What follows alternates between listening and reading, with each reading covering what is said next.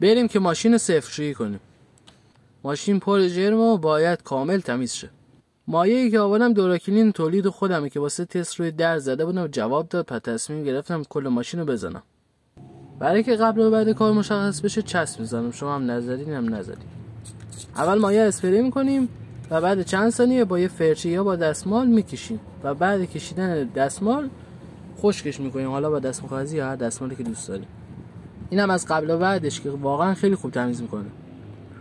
این دفعه قبل اسپری میکنیم، دستمال میکشیم یا فرچه و بعد خشکش میکنیم.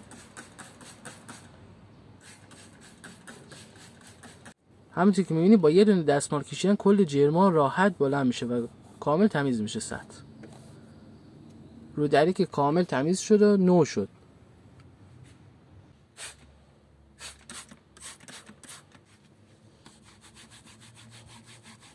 قاب سوزن هم تمیز شده. کل ماشین هم زدم از آخر. و همینطور میبینید رو ماشینای دیگه هم راحت جواب میده. اصلا محدودیتی نداره. این مایعی که میبینین اسمش دوراکلینه و با حجم نیم لیتری به قیمت 75,000 تومان به فروش میرسه.